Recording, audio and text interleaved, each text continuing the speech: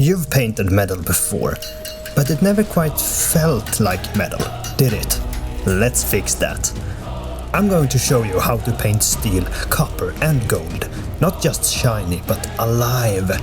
And at the end, I'll show you a trick that most painters forget to make your metal look really convincing. Start with Vallejo gunmetal or any other steel metal color. Thin slightly with water so it flows smoothly. Cover your piece evenly. We want that clean, solid foundation. If you want, you can paint the piece black and dry brush it if you have a bigger area to work with. The smoother the layer, the more real your metal will look later. So take your time.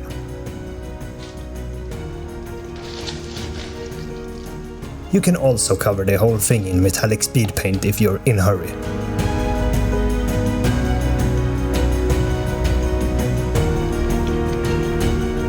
When the base layer is done and even, mix black and brown to a dark, desaturated brown and dilute it to a glaze. Then glaze that mix into the recesses.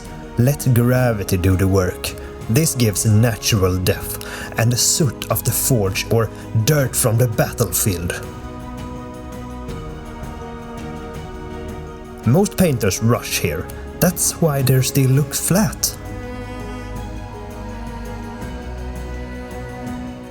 You can obviously choose whatever color you need for your build. Maybe darker blue, maybe even black if you want that really old metal.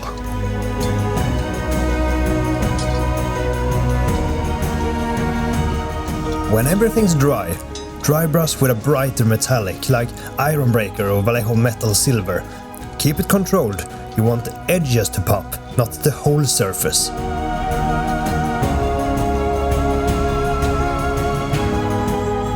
This is to re-establish highlights and blend the shades if you went a little crazy with that.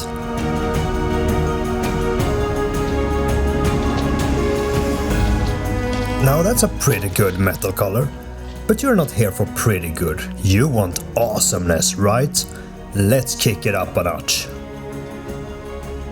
To make the steel look used, lightly stipple a few spots with dark brown, lighter brown and orange.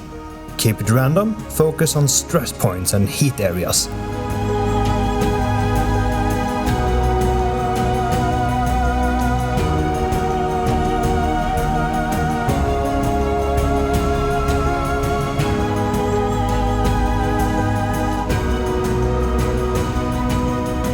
These tiny imperfections will read as rust or heat staining. Imperfections sells realism. Metal earns its story through scars.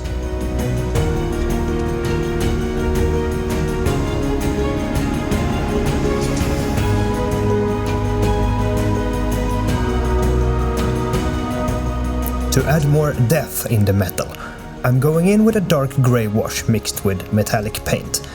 Dab it in the cracks and in the dents. This will make it look like real forged metal.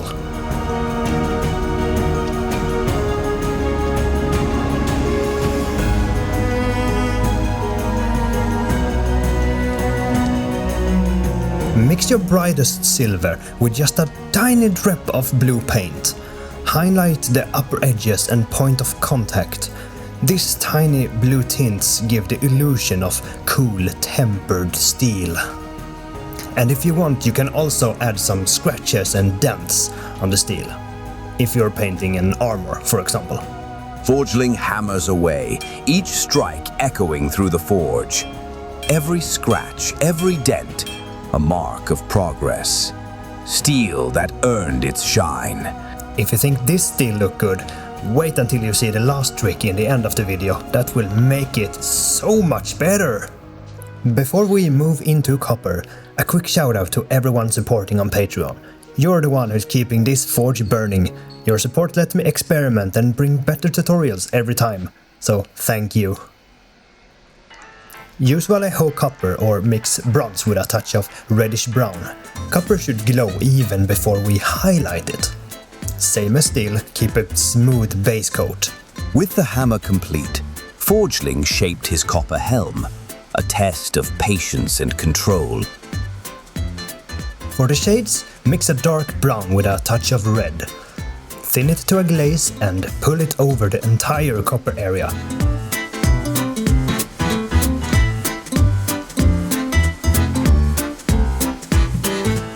This warms the copper and instantly adds depth, while keeping the glow underneath.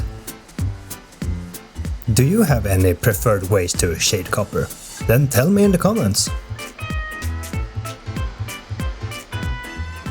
Now mix copper with a little yellow.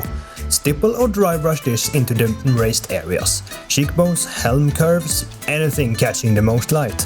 This creates a smoother transition and a natural warm glow before we hit the edges. And for the highlights, add a little silver into your copper and edge highlight. Avoid highlighting with pure silver. It cools the metal too much and kills that copper warmth. If you want, you can make some scratches and wear and tear, all depending on what you are painting. Now, to kick it up a notch. For subtle aging, stipple turquoise into the corners and recesses. Less is more, a hint of time, not full-blown corrosion. When the helm cooled, Forgeling saw his reflection in its surface. Not pride, but purpose. He'd learned to shape fire without fear. And now, for gold. This is what we are aiming for. I will explain each layer. Start darker than you think.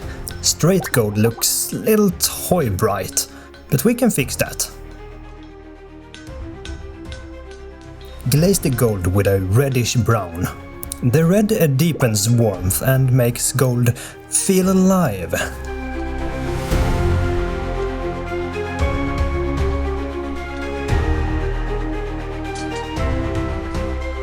Glaze it to the recesses and let it dry.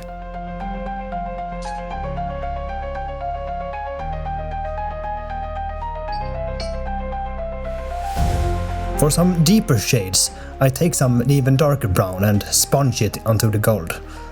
The sponge is for extra texture. You can glaze it if you want some smooth gold.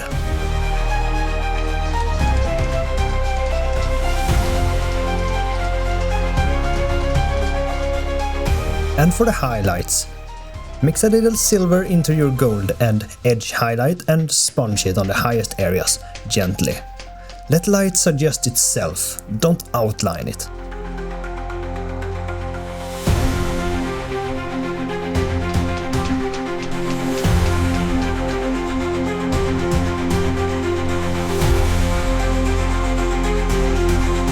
Can you see the red line in these metallics? We paint regular paint in midtone, shadow and highlights. You need to do the same with metallics to make them feel alive. Are you ready for the final tip that will make your miniatures even better? Of course you are. Here it is. Take a look at this model. Can you see what's missing? It looks flat. Why? Because reflections. Real metal mirror its world.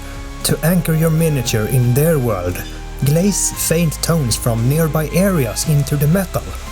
Skin tones on bracelets, cloth color near armor, fire around the steel.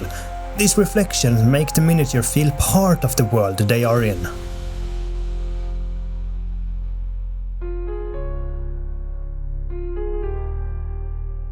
If your medals came alive today, share your results in the Discord.